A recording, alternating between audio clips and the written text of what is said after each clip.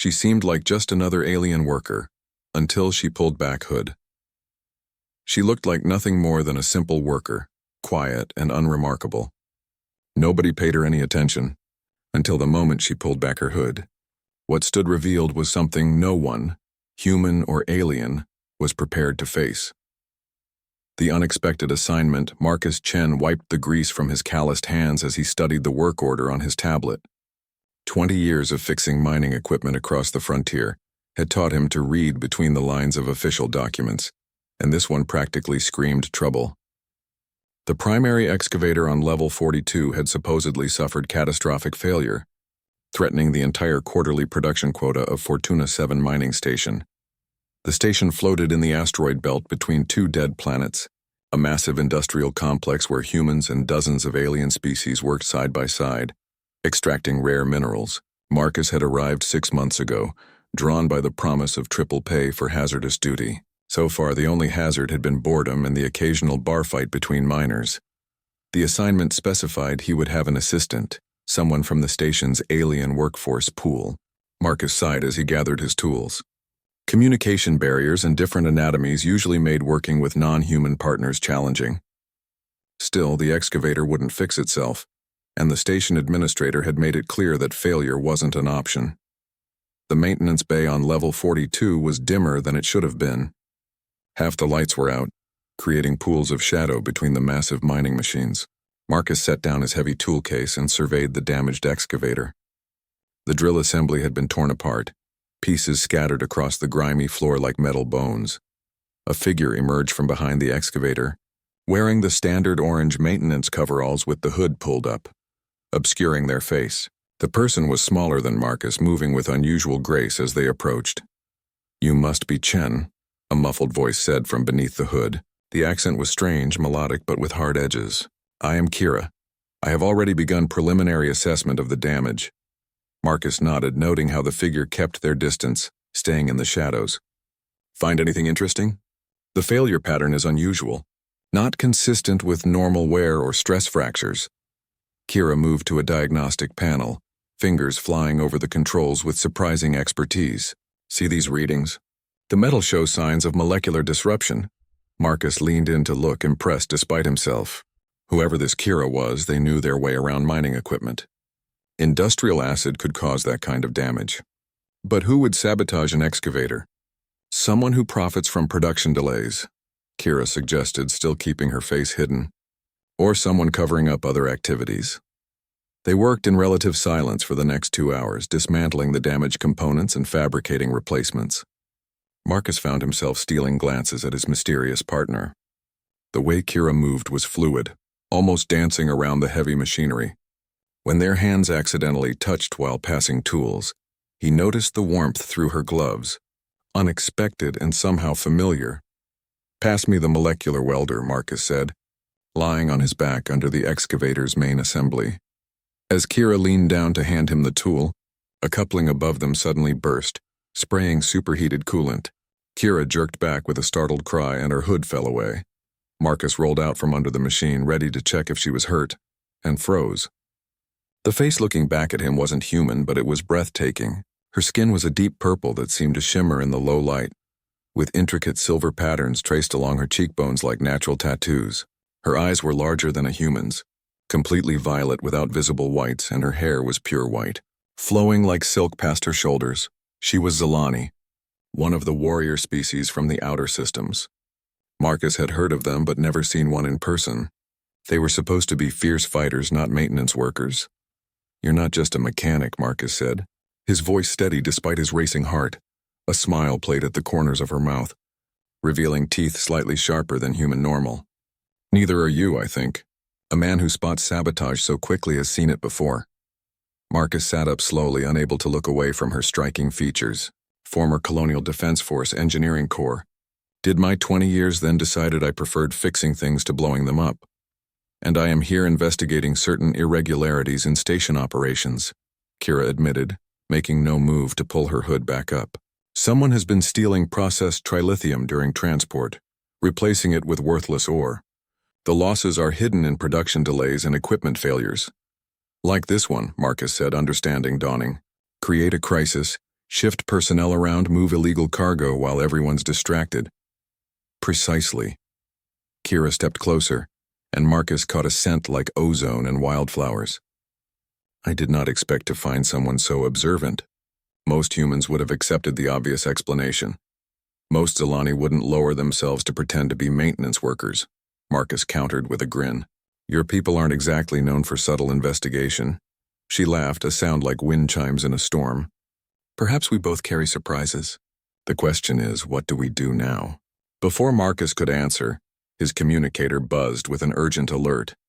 A human passenger liner, the Harmony, was scheduled to dock in 12 hours carrying 300 colonists.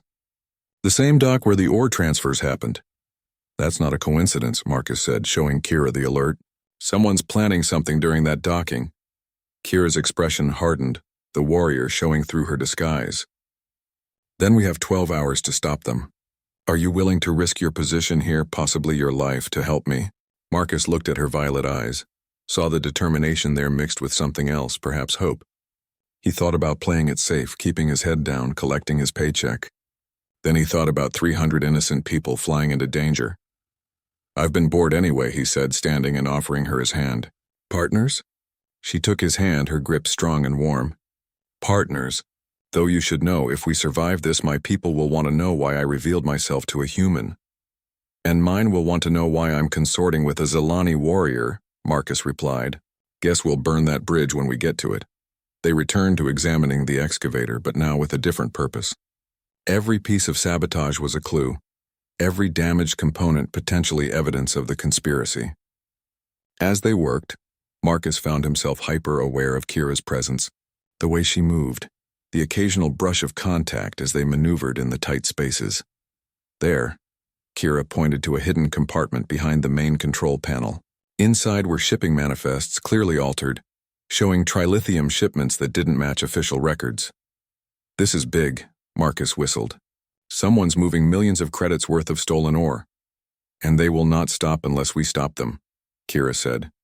She turned to face him fully, her alien features both beautiful and fierce. I must ask you something. Why do you trust me? You barely know me, and our species have not always been allies. Marcus considered the question.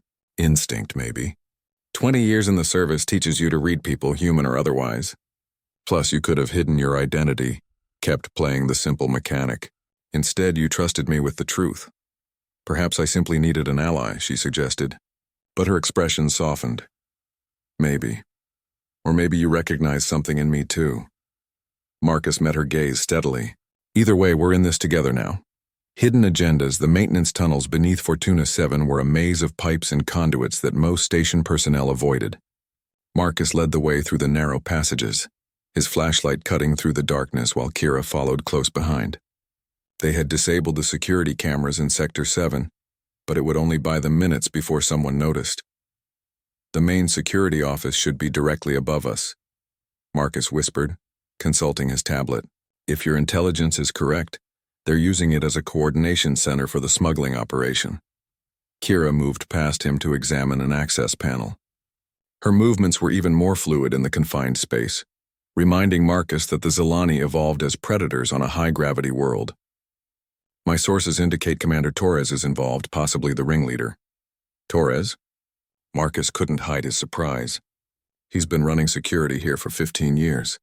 Decorated veteran, spotless record. The perfect cover, Kira observed, producing a sophisticated scanning device from her coveralls. In my experience, the most dangerous criminals are those who appear most trustworthy. As she worked to bypass the electronic lock, Marcus found himself studying her profile in the dim light. The silver patterns on her skin seemed to pulse faintly, and he realized they might be natural bioluminescence. You're staring, she said without looking up. A hint of amusement in her voice, and sorry, it's just, I've never seen anything like those markings. They're beautiful. She paused in her work, turning to face him in the cramped tunnel. They were inches apart, close enough that he could see flecks of deeper purple in her violet eyes. Among my people, these patterns tell our life story. Each line represents a significant event or achievement. What does that one mean? Marcus asked, indicating a particularly intricate swirl along her left cheekbone. First time trusting an outsider, she said softly. It appeared this morning. Before Marcus could respond, the lock clicked open. They climbed through the access port into a storage room adjacent to the security office. Through the ventilation grate, they could hear voices. "The Harmony docks in 8 hours," Commander Torres was saying. "We need to be ready to move the moment they begin unloading passengers." "What about the trilithium?" another voice asked. 20 tons is hard to hide. "Hidden in the passenger liner's cargo hold," Torres replied. "The captain thinks he's carrying emergency supplies. When the accident happens during docking, the explosion will destroy all evidence of our operation and take out most of the human colonists." 2 problems solved at once. Marcus felt his blood run cold. Beside him, Kira's markings flared brighter with anger. She started to move toward the grate, but Marcus caught her arm. "Wait," he breathed in her ear. "We need proof or they'll deny everything." She nodded reluctantly, pulling out a recording device. For the next hour, they documented the conspirators' conversation, learning the full scope of the plot. It wasn't just theft. It was a coordinated effort by anti-human extremists to destabilize human expansion into the outer systems. When the meeting finally broke up, Marcus and Kira retreated back into the maintenance tunnels. They didn't speak until they reached a relatively safe junction deep in the station's bowels. "We have to warn the Harmony," Marcus said immediately. "Communications are controlled by Torres," Kira reminded him. "Any message we send will be intercepted. Then we stop the bombs ourselves." Marcus was already running calculations in his head. "If they're using standard mining charges, I can disarm them, but we'll need to find them first." Kira pulled up a holographic map of the station on her device. "The most likely locations would be here, here, and here." She marked several points along the docking ring. "But Marcus, there will be guards. My combat skills are considerable, but I cannot fight an entire security force." "Maybe you won't have to." Marcus studied the map, his engineer's mind seeing patterns and possibilities. What if we turn their plan against them? Make them think the bombs are malfunctioning? Force them to reveal the locations? That could work, Kira said slowly. But we would need to access the main computer core, and that means going through the zero-gravity processing center, Marcus finished. "I know. I helped design the security protocols when I first arrived. I can get us in." Kira looked at him with something like admiration. "You continue to surprise me, Marcus Chen." "Likewise, Kira." He paused. "I don't actually know your full name." "Kira Thanavel, of the Northern Sphere Clutch," she said formally. Then softer, "But Kira is fine. It is what my friends call me." "Are we friends?" Marcus asked, the question carrying more weight than intended. She moved closer, close enough that he could feel the warmth radiating from her. "Among my people, friendship is not given lightly. It requires absolute trust, shared danger, and—" She hesitated. "Mutual recognition of spirit. And do we have that?" Instead of answering directly, she reached up and touched one of the silver patterns on her face. "This one appeared an hour ago. It signifies finding an unexpected equal." Marcus felt his heart skip. He wanted to reach out, to touch those fascinating markings, to pull her closer. But the mission came first. It always did. "After we stop this," he said, his voice rough with suppressed emotion, "we should talk about what comes next." "Assuming we survive," she said. But there was warmth in her tone. They made their way toward the zero-gravity processing center, using maintenance codes and Kira's security bypasses to avoid detection. The center was a massive sphere at the station's heart, where ore was refined in weightlessness.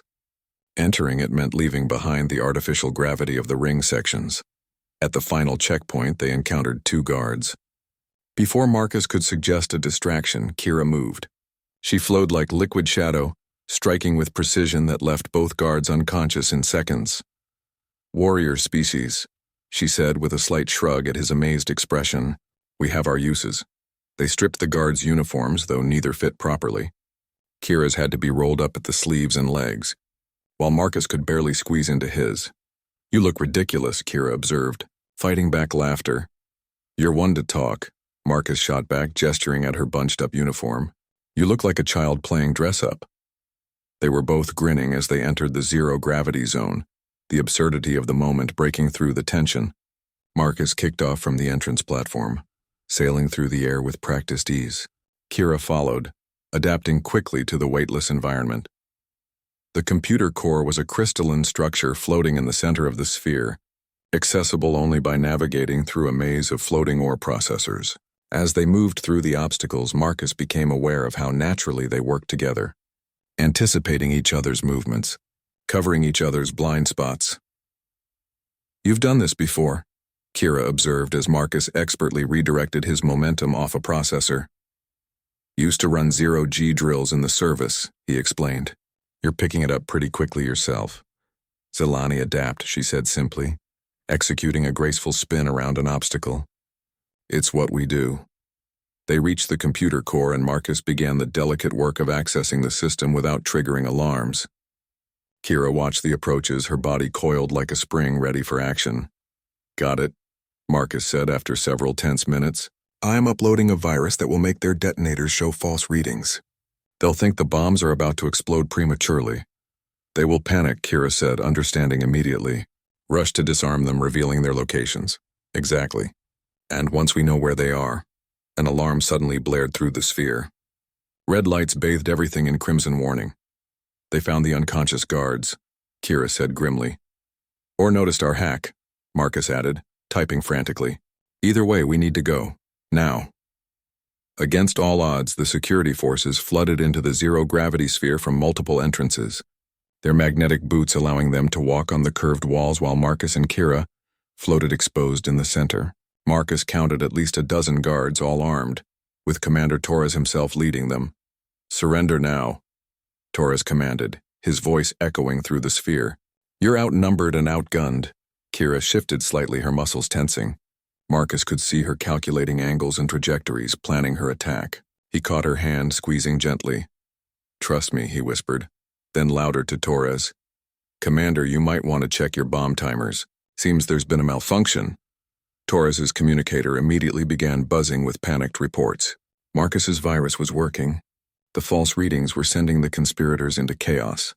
"What did you do?" Torres snarled. "Fixed your sabotage problem," Marcus replied calmly. "Funny thing about molecular disruption charges.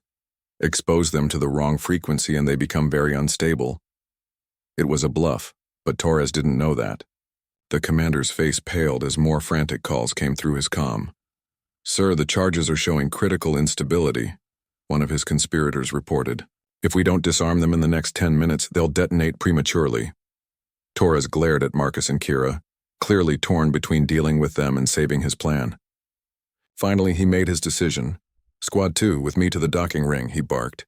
"Squad 1, secure these two. Don't let them leave this sphere." As Torres and half the guards rushed out, Marcus squeezed Kira's hand again. "Now," he whispered. They pushed off from the computer core in opposite directions. The remaining guards opened fire, but hitting targets in zero gravity was notoriously difficult. Marcus used the ore processors as cover, bouncing between them while working his way toward the environmental controls. Kira became a purple blur, using her superior strength to launch herself at incredible speeds. She struck the first guard before he could react, sending him spinning into the sphere's wall. The second and third fell just as quickly, her Zelani combat training devastating in the weightless environment. Marcus reached the environmental controls and began another hack. "Kira, hold on to something solid!" She grabbed onto a processor just as Marcus reversed the sphere's airflow. The sudden hurricane-force wind sent the remaining guards tumbling helplessly through the air, slamming them into walls and equipment. Within seconds, the fight was over. "We need to reach the docking ring," Kira said, pulling herself along the wall toward the exit. "Torres will realize the bombs aren't actually malfunctioning soon." They raced through the station's corridors, no longer caring about stealth. Marcus's virus had done more than create false readings. It had also given him the real locations of all 8 bombs. They were spread throughout the docking ring, positioned to cause maximum casualties when the Harmony arrived. There, Marcus pointed to an access panel near docking port 3. The first bomb was hidden behind it, a sophisticated device that would have been invisible to standard security scans. As he worked to disarm it, Kira stood guard. "Marcus, we have company." 3 guards rounded the corner, weapons raised. Kira moved like lightning, closing the distance before they could fire. Her fighting style was unlike anything Marcus had seen, a blend of grace and brutal efficiency. She used the guards' own momentum against them, redirecting their attacks into each other. "First one down." Marcus announced, moving to the next location. 7 to go. They fell into a rhythm. Marcus would disarm the bombs while Kira handled any interference. Her purple skin was now gleaming with exertion, the silver patterns glowing brighter than ever. Despite the danger, Marcus found himself mesmerized by her fierce beauty. 5th bomb cleared, he reported, sweat dripping down his face. But we're running out of time. The Harmony will dock in 30 minutes. Torres knows we've been disarming them, Kira said, checking her scanner. He's gathering his remaining forces at docking port 1. That must be where the primary device is located. Marcus checked the schematics. If that one goes off, it'll still destroy half the ring and cripple the Harmony. We need a different approach. Kira studied the layout, then looked at him with a determined expression. I'll create a distraction, draw them away. You disarm the bomb. No, Marcus said immediately. We stick together, remember? She touched his face gently, her fingers warm against his skin. Marcus, 300 lives depend on this. Your people, they need you to succeed, and I need you alive, he said, catching her hand. We do this together or not at all. She stared at him for a long moment, something shifting in her violet eyes. You remarkable, stubborn human, she said softly. Then louder, fine, together, but we do this my way. Her plan was insane, but it was their only shot.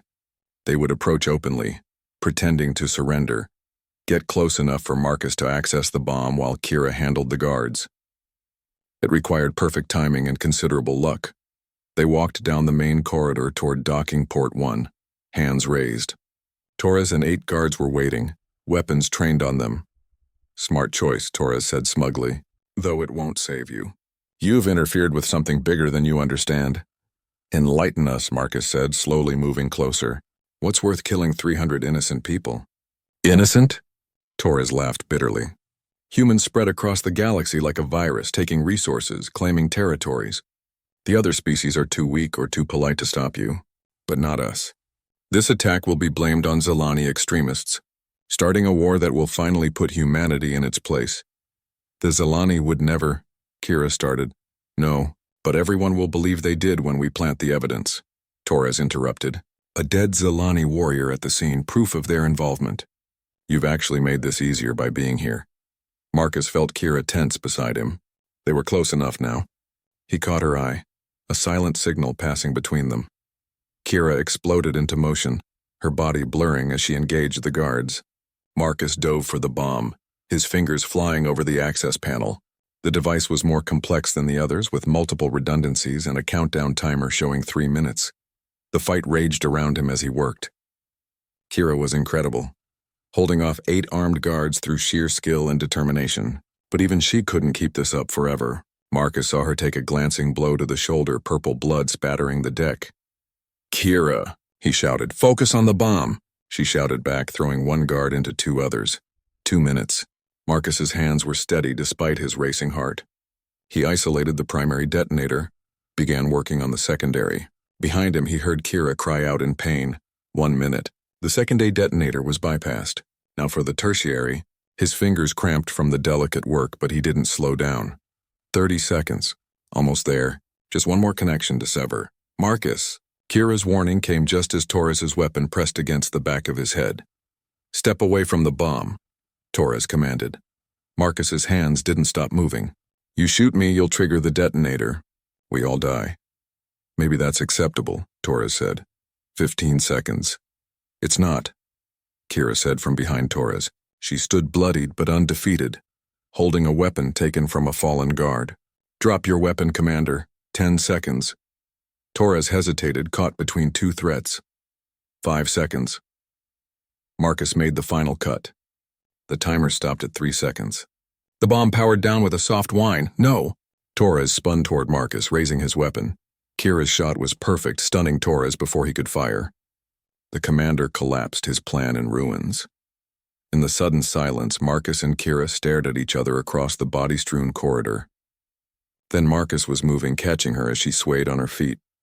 You're hurt, he said, examining her injuries.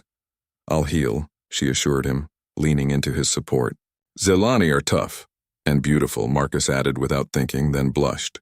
I mean, she silenced him with a kiss, her lips warm and slightly alien against his. When they parted, both were breathless. The Harmony, she reminded him. Marcus activated his communicator, now free from jamming. Harmony, this is Fortuna 7 Emergency Services. You are clear for docking. The threat has been neutralized. The response was immediate and relieved. As the passenger liner began its final approach, station security forces, the legitimate ones, arrived to secure the scene.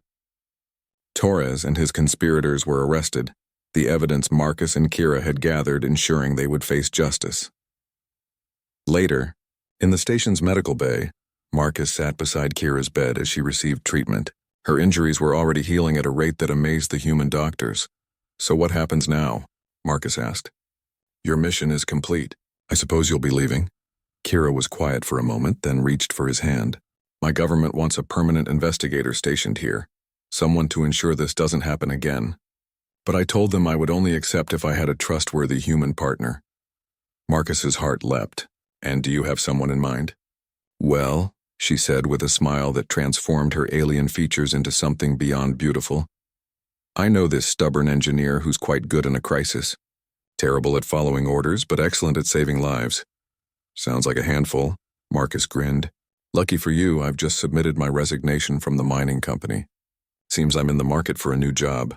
The pay is terrible, Kira warned. The hours are long and you'll be working with a demanding Zilani warrior who has trust issues and a tendency toward reckless heroics. Perfect, Marcus said, squeezing her hand. When do we start? As the Harmony finished docking and 300 human colonists began their new lives on Fortuna 7, Marcus and Kira started planning their own new beginning. It wouldn't be easy. Human-Zilani partnerships were rare and often complicated. But after what they'd been through, Marcus was certain they could handle whatever came next. The mechanic who'd mistaken her for a simple alien worker had found something far more valuable than he'd ever imagined, and the warrior who'd hidden beneath a hood had discovered that sometimes the greatest strength came from trusting someone completely different from yourself. Together, they would keep the station safe, one crisis at a time. The price of peace 6 months had passed since Marcus and Kira prevented the Fortuna 7 disaster. Their partnership had evolved into something the station had never seen before, a human Zilani investigation unit that handled everything from petty theft to organized crime. Their small office in the security sector had become a symbol of interspecies cooperation, though not everyone was pleased about it. Marcus studied the holographic display floating above his desk, frowning at the pattern emerging from the data. Supply shipments had been going missing across 3 different sectors. Always small amounts, never enough to trigger automatic alerts. But taken together, it suggested something systematic. You're doing that thing again, Kira said from her desk across the room. What thing? That furrow between your eyebrows when you found something troubling, but haven't figured out what it means yet. Marcus looked up at her, still amazed sometimes that this remarkable being had chosen to stay. Her purple skin had fully healed from their previous adventure. The silver patterns now including several new lines that she claimed represented their partnership, though she remained mysteriously vague about their exact meaning. Someone's been stealing medical supplies, he said, turning the display so she could see. Small amounts from multiple sources, but it's adding up. Antibiotics, surgical equipment, even synthetic blood. Kira rose from her chair with that fluid grace that still made his heart skip. She examined the data, her violet eyes narrowing. These are combat medical supplies. Someone's preparing for injuries. Or causing them, Marcus added grimly. Their contemplation was interrupted by their door chiming. A young human woman entered, her mining uniform torn and dirty, her face streaked with tears. Please, you have to help me, she said, rushing toward them. They took my brother. The Crimson Teeth took him. Marcus and Kira exchanged glances. The Crimson Teeth were a new gang that had emerged in the station's lower levels, recruiting from desperate miners and dock workers. They'd been careful to stay just below the threshold that would trigger official security response. Sit down, Kira said gently, guiding the woman to a chair. Tell us everything. The woman, who introduced herself as Sarah, explained that her younger brother Tom had refused to join the gang. In retaliation, they'd kidnapped him, demanding she steal mining codes in exchange for his safe return. Security won't help, Sarah said bitterly. They say there's no proof that Tom probably joined voluntarily. We'll help, Marcus said immediately. Do you know where they might be holding him?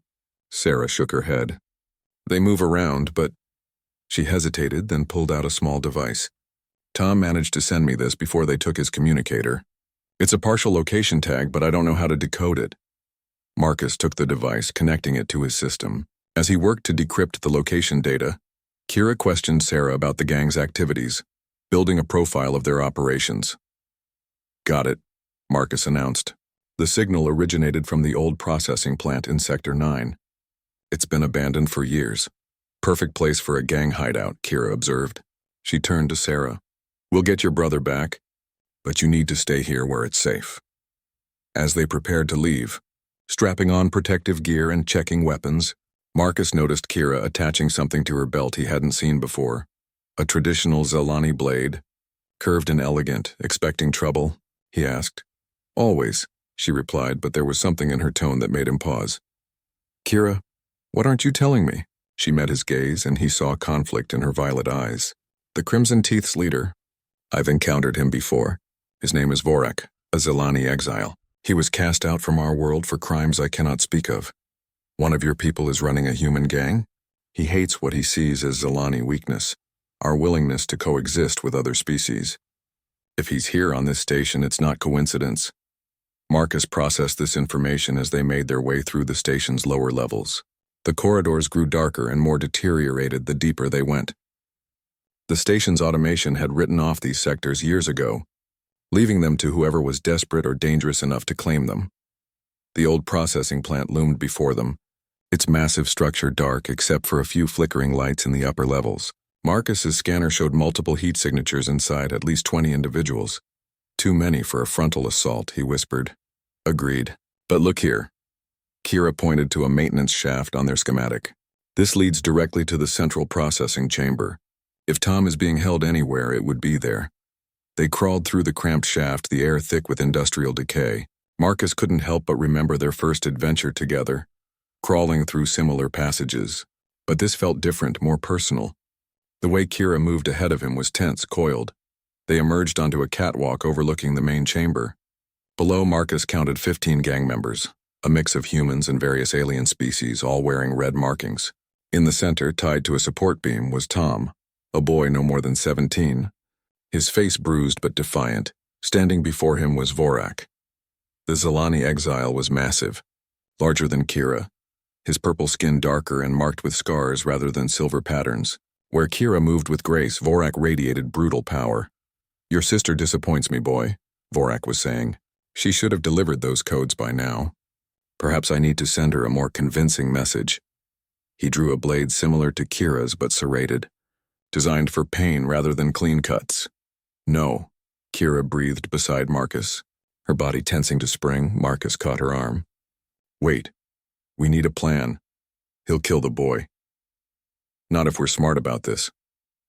Marcus quickly surveyed the room, his engineer's mind calculating. See those coolant pipes? They're still pressurized.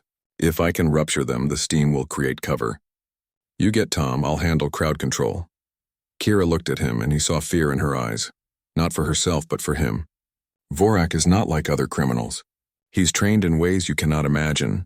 Then it's good I have you watching my back, Marcus said with more confidence than he felt.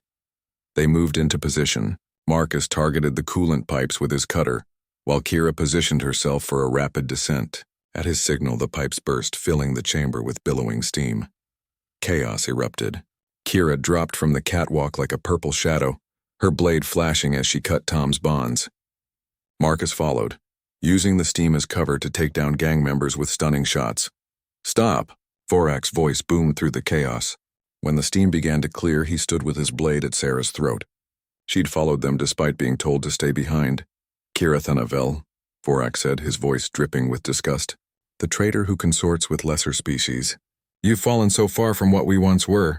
Let the humans go, Vorak, Kira said, stepping forward. Your quarrel is with me. My quarrel is with weakness, Vorak snarled. With Zelani who forget their superiority, who pretend these creatures are our equals. They are our equals, Kira said firmly. Some are even our betters. Vorak's eyes shifted to Marcus. You mean this one? Your human pet? Shall I demonstrate how fragile your equals are? He shoved Sarah toward Tom and lunged at Marcus with inhuman speed. Marcus barely got his weapon up in time to block the blade strike, the impact jarring his entire arm. Marcus. Kira started toward them, but other gang members moved to block her path. Marcus found himself in a desperate defensive battle. Vorak was stronger, faster, and more skilled. Each block sent shockwaves through Marcus's body. His engineering training had included combat, but nothing like this, you see, Vorak said, his blade leaving a shallow cut across Marcus's shoulder. This is what you bind yourself to, Kira. Weakness. You're wrong, Marcus gasped, ducking another strike. She doesn't bind herself to me. We choose each other. He rolled aside, grabbing a metal pipe from the floor. Not much of a weapon, but it would have to do. As Vorak advanced, Marcus did something unexpected. Instead of defending, he attacked the support structure behind the exile. The beam groaned and buckled, bringing part of the catwalk crashing down. Vorak leaped back to avoid being crushed, giving Marcus precious seconds. You fight without honor, Vorak spat. I fight to win, Marcus replied, and to protect people. That's something you've forgotten. Kira had defeated her opponents and now stood beside Marcus, her blade ready. Together they faced Vorak. Together, she said quietly to Marcus, like we practiced. They'd been training together for months, learning each other's rhythms and tendencies. Now that synchronization served them as they engaged Vorak as a unit, where he blocked Marcus's strike, Kira's blade found an opening. When he turned to face her superior skill, Marcus's unconventional tactics kept him off balance. The battle raged through the chamber, gang members scattering as the three warriors destroyed everything in their path. Finally, Vorak made a mistake. He underestimated Marcus one too many times. As the exile focused on Kira, expecting the real threat from her, Marcus swept his legs with the pipe. Vorak fell and Kira's blade was at his throat instantly. Yield, she commanded. Vorak glared up at them, his eyes full of hatred. You disgrace our species. No, Kira said quietly.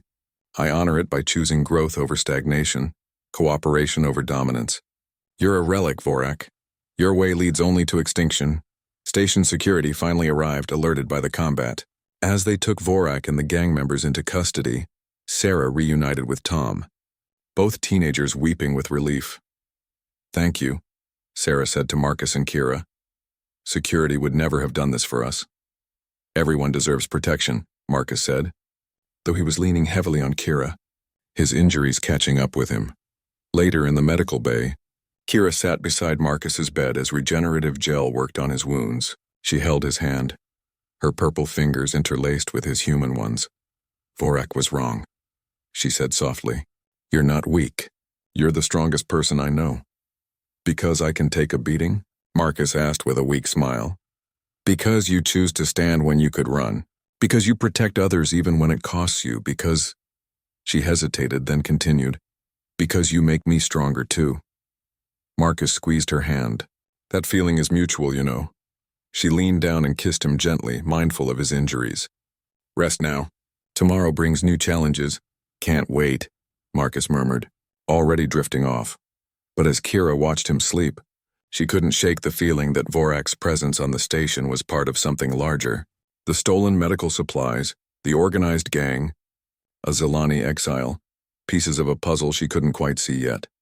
Shadows of the past. The message arrived at their office 3 weeks after Vorak's capture, delivered by a courier who vanished before either Marcus or Kira could question him. It was a simple datapad with coordinates and 4 words. Come alone. Past debts. Kira stared at the message, her purple skin paling to almost lavender. Marcus had never seen her truly afraid before, but this came close. You recognize it, he said. It wasn't a question, she nodded slowly. The encryption pattern. It's from the Northern Sphere Council, my former command. I thought you were just an investigator. Kira set down the pad and moved to the window overlooking the station's central hub. For a long moment she was silent, watching the constant flow of ships and people. I was more than that, she finally said. I was a blade of the Council, their elite enforcer. When diplomatic solutions failed, they sent me. Marcus joined her at the window, not touching but close enough that she could feel his presence. What changed? I started questioning orders. Why were we eliminating threats instead of understanding them? Why did every solution involve violence? She turned to face him. Then I met a human family on Kepler Station. They were caught in the crossfire of one of my missions. The parents died, but their child. She looked at me with such trust, even covered in her parents' blood. I saved her against direct orders. That's when you became an investigator? That's when I became exiled, she corrected. Unofficial exile. They couldn't publicly disgrace a blade, so they gave me this assignment, far from Zilani space. I wasn't supposed to find purpose here. I was supposed to fade into obscurity. Marcus took her hands. Instead, you found something better. I found you, she agreed. But now they're calling me back, and that only happens for one reason. They need you to be a blade again. She nodded, her violet eyes troubled. The message says come alone, but Marcus, I don't trust them. And after Vorak, you think they're connected? Vorak was exiled by the same council. What if his presence here wasn't coincidence? What if they wanted to test me, to see if I still had the skills? Marcus's mind raced through possibilities. We need backup. Commander Walsh owes us after we saved the Harmony. But Kira shook her head. This is Zilani business. Bringing humans would be seen as an act of aggression. Then I'll follow at a distance, close enough to help if needed. Marcus, no arguments, he said firmly. Partners, remember? That doesn't end just because your past comes calling. The coordinates led to an abandoned mining platform at the edge of the system, a relic from the station's early days. Kira arrived in a small shuttle, alone as instructed, while Marcus followed in a modified maintenance pod with stealth capabilities he'd been working on for months. The platform was dark, except for a single docking bay illuminated by emergency lights. As Kira's shuttle landed, Marcus positioned his pod on the platform's underside, using magnetic clamps to anchor it. Through his scanner, he watched Kira enter the platform. 3 Zilani were waiting for her, all wearing the ceremonial armor of council blades. Kiratha Navel, the center figure spoke, removing her helmet to reveal an older Zilani female with silver patterns so intricate they looked like artwork. Sister, Marcus's breath caught. Sister? Lyra, Kira responded, her voice carefully neutral. I should have known the council would send you. The council didn't send me, Lyra said. I came on my own, using their authority. We need to talk about Mother. Mother is dead, Kira said flatly. She died the day she ordered me to kill those children on Kepler. Mother is dying, Lyra corrected. Actually dying. The neural plague has her. Days, maybe weeks left. Marcus saw Kira's rigid posture falter. The neural plague was a Zilani-specific disease, incurable and invariably fatal. She wants to see you, Lyra continued, to make amends. Amends? Kira's voice rose. She destroyed my life. She made me into a weapon and then discarded me when I developed a conscience. She made us both into weapons, Lyra said softly. But you found a way out. I never did. One of the other blades stepped forward. Enough sentiment. Kira Thanavel, you will return with us to face judgment for your desertion. I was exiled, not deserted, Kira protested. Unofficially exiled, the blade corrected. The council has decided that was an error. You will return to face formal proceedings, and if I refuse? The blade's hand moved to his weapon. Then we enforce the council's will. Marcus's hand tightened on his own weapon. 3 trained Zilani warriors against 1, even if that one was Kira, weren't good odds. But Lyra raised her hand. Stand down, Jorak, my sister will come willingly. Will I? Kira asked. You will, because if you don't, the council will declare this entire station a harbor for fugitives. Every Zilani here will be recalled. Trade agreements will be cancelled. Your human partner's investigation unit will be disbanded. You're threatening Marcus? I'm offering you a choice, Lyra said. Come home, face judgment, see Mother one last time. Or stay and watch everything you've built here crumble. Marcus made a decision. He activated his pod's emergency beacon, a signal that would alert station security to his location in exactly 10 minutes. Then he climbed out onto the platform's exterior. Inside, Kira was speaking. I need time to... An alarm suddenly blared. Unauthorized presence detected, the platform's automated system announced. The blades immediately went into combat mode, weapons drawn. Marcus used the distraction to slip through an emergency airlock, appearing behind the group with his weapon raised. Sorry to crash the family reunion, he said, but I have a problem with people threatening my partner. Marcus, no, Kira said, but there was relief in her eyes. Jorak spun toward him, blade extending. Human fool. You've just given us cause to what? Marcus interrupted. Attack a recognized investigator of Fortuna 7?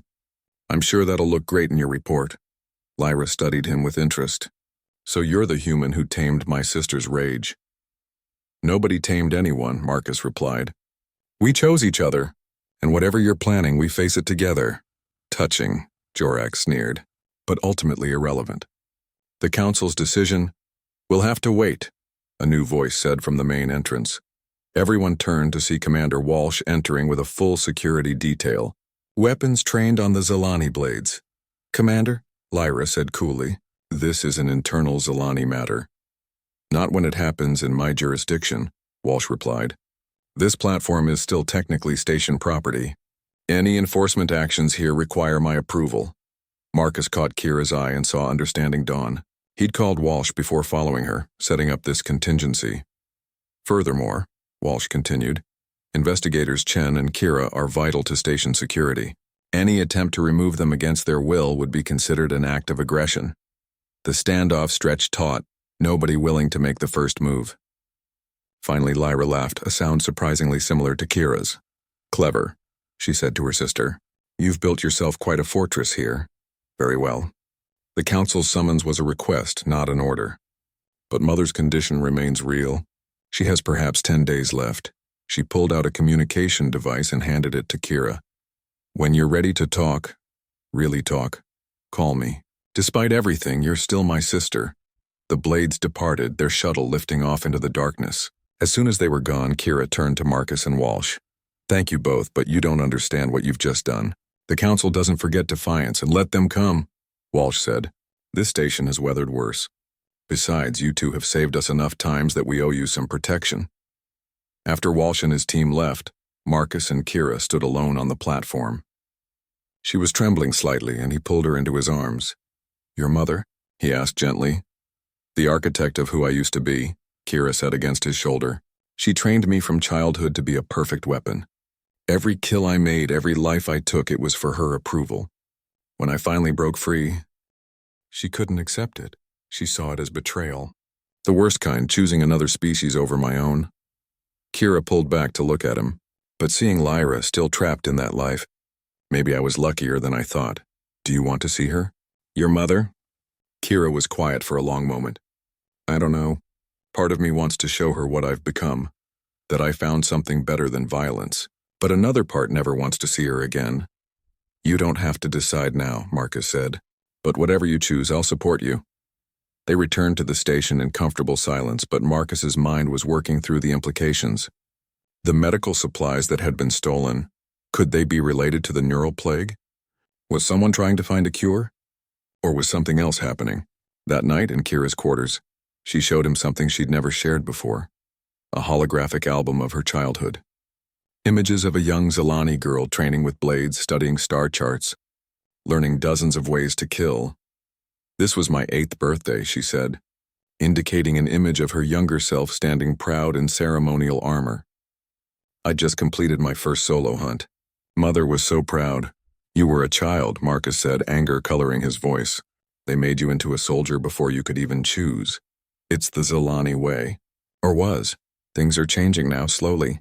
She closed the album. That's why investigators like me are important. We're proving there are other paths. Is that why the council really wants you back? Because you're proof their way isn't the only way? Kira considered this. Maybe. Or maybe they need their weapon back for something. Lyra mentioned nothing about why they suddenly want formal proceedings. A chime from Marcus's communicator interrupted them. It was an emergency alert from the medical bay. He read it, his face paling. What is it? Kira asked. 3 cases of neural plague just appeared on the station. All Zilani dock workers who arrived in the last week. They looked at each other, the same thought occurring to both. This wasn't coincidence. Someone had brought the plague here deliberately. If it spreads to the Zilani population, Kira began. The council will quarantine the entire station, Marcus finished. Or worse. They dressed quickly and headed for the medical bay. Whatever was happening, it was bigger than family drama or political maneuvering. Someone was using a deadly disease as a weapon, and they had less than 10 days to find out who and why before Kira's mother died, taking potentially vital information with her. As they ran through the station's corridors, Marcus realized their greatest challenge yet was just beginning. The past Kira had tried to leave behind was catching up, and this time, running wasn't an option.